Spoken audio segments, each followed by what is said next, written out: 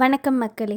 இந்த வீடியோ பதிவில் நம்ம ரத சப்தமி திதி அதோட வரலாறு மற்றும் அந்த நாளன்று எப்படியெல்லாம் இறைவனை அதாவது சூரிய பகவானை வழிபட்டு நம்மளோட பாவங்களை போக்கி நம்மளோட தேகத்தையும் மனதையுமே புனிதமாக்கி வாழ்க்கையில் அடுத்தடுத்து உயரக்கூடிய வழிபாட்டு முறைகளையுமே பார்ப்போம். முதல்ல இந்த ரத சப்தமி எப்படி உருவாச்சு அதோட வரலாறை பார்ப்போம். மகாபாரத போர் நடக்கும்போது பீஷ்மர் அம்பு படுக்கையில் இருக்கும்போது நாம் விரும்பிய நேரத்தில் நம் உயிர் போகவில்லையே அப்படின்ற ஒரு மனக்கவலையோடு இருக்கார்.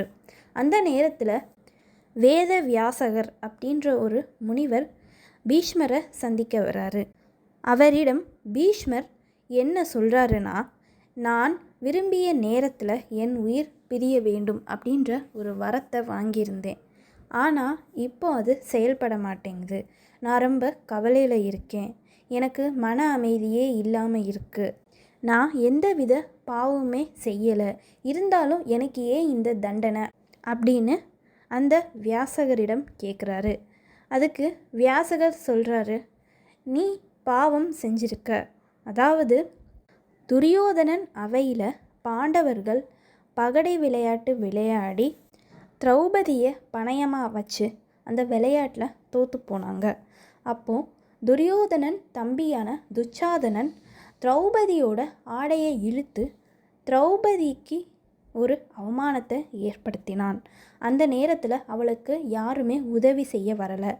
அந்த அவையில் நீங்களும் இருந்தீங்க, நீங்களும் அமைதியாக தான் இருந்தீங்க. அந்த தப்பை நீங்களும் தட்டி கேட்கல. தப்பு செய்கிறது மட்டுமே பாவம் கிடையாது. தப்பை தட்டி கேட்காம சும்மா இருக்கிறதும் தப்புக்கு துணை போகிறதுமே ஒரு பாவம்தான். அதனால் நீங்களும் பாவம் செய்தவர்களாகவே கருதப்படுகிறீர்கள் இறைவன் முன்னாடி.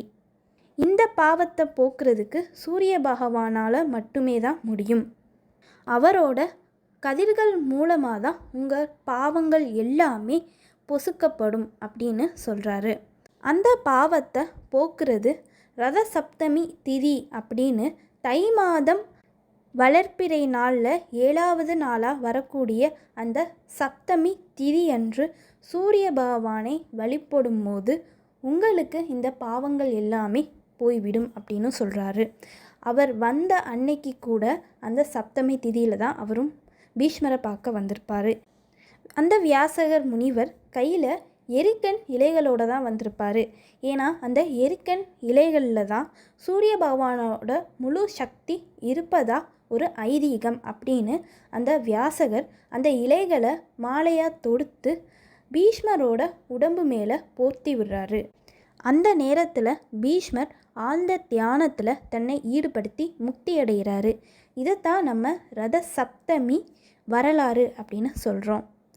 மேலும் இந்த ரத சப்தமி திதி அன்றுதான் சூரிய பகவான் உருவாகினாங்க, அதாவது சூரிய பகவான் தோன்றினாங்க. சூரிய பகவானோட ஜெயந்தி, சூரியன் ஜெயந்தி எனவும் சொல்கிறாங்க.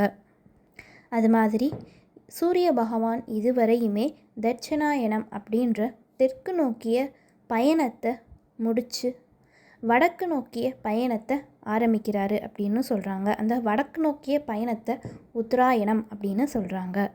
இந்த பயணத்தை சூரிய பகவான் அந்த ரதத்தில் தான் மேற்கொள்கிறாரு. அந்த ரதத்தில் 7 குதிரைகள் இருக்குது. அதனால தான் இந்த திதியை ரத சப்தமி அப்படின்னு சொல்கிறோம். சரி, இந்த ரத சப்தமி அன்னைக்கு நம்ம எப்படியெல்லாம் சூரிய பகவானை வழிபாடு செஞ்சு நம்மளோட பாவத்தை போக்குறது அப்படின்றத பார்ப்போம். தை மாதம் வளர்ப்பிறை 7வது நாளில் தான் இந்த ரத சப்தமி திதி வருது.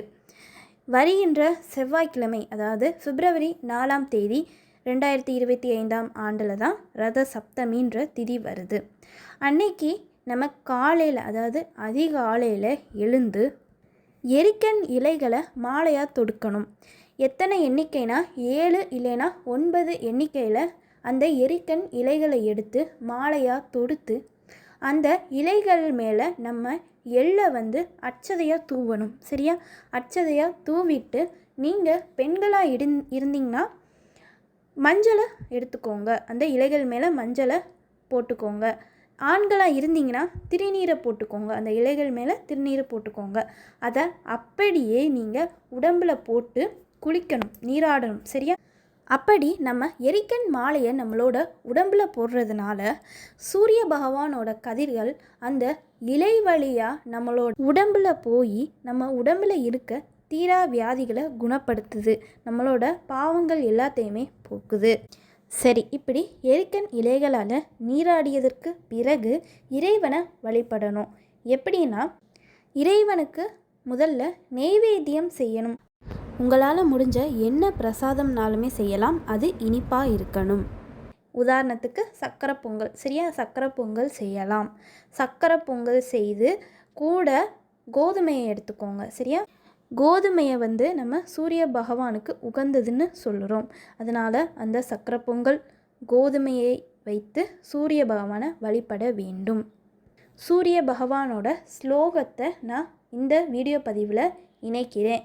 அந்த ஸ்லோகத்தை சொல்லி நம்ம இந்த நெய்வேத்தியத்தை படைச்சு உள்ளமாற சூரிய பகவானை வழிபட்டு வர நம்ம உடம்பில் இருக்க தீரா வியாதிகள், இவ்வளோ நாளாக நம்ம பட்ட துன்பங்கள், நம்மளுடைய பூர்வ ஜென்ம பாவங்கள், இல்லை இந்த பிறவியில் நம்ம தெரிஞ்சோ தெரியாமலையோ செய்த பாவங்கள் அனைத்துமே நம்மளை விட்டு நீங்கி நம்ம வாழ்க்கையில் அடுத்தடுத்து முன்னேறக்கூடிய சிறந்த பலன்களை நம்மளுக்கு கொடுக்குது. மேலும் இந்த ரத சப்தமி திதியன்று இந்த சூரிய பகவானை நம்ம வழிபடும் போது என்ன நன்மைகள் கிடைக்கும் அப்படின்னு பார்த்தோம்னா, தீரா நோய்களை சரியாக்கி நீண்ட ஆயுளை கொடுத்து அனைத்து வளங்களையும் செல்வங்களையும், புத்திர பாக்கியம் இல்லாதவருக்கு புத்திர பாக்கியமும், திருமணம் ஆகாதவருக்கு திருமணத்தையும், கண் தொல்லையில் இருக்கிறவங்களுக்கு அதில் இருந்து வெளியில் வர்றதுக்கான வழிகளையும், பணப்பற்றாக்குறையால் அவதிப்படுறவங்களுக்கு அதிக பண வரவும், பொருளாதாரத்தில் நல்ல ஒரு முன்னேற்றத்தையுமே கொடுக்குது. எனவே அனைவரும் அனைத்து வளமும் செல்வமும் பெற்று வாழ்க வளமுடன். இந்த வீடியோ பதிவு உங்களுக்கு பிடிச்சிருந்துச்சுன்னா வீடியோவை லைக் பண்ணிக்கோங்க. இந்த மாதிரி ஆன்மீகம் மற்றும் ஜோதிடம் சார்ந்த தகவல்களுக்கு ஆன்மீக பேச்சு சேனலை சப்ஸ்கிரைப் பண்ணி வச்சுக்கோங்க. கூடவே பெல் பட்டனையும் கிளிக் பண்ணிக்கோங்க. அப்போ தான் நாங்கள் போடுற வீடியோஸ் உங்களுக்கு உடனே நோட்டிஃபிகேஷனில் வரும். நன்றி.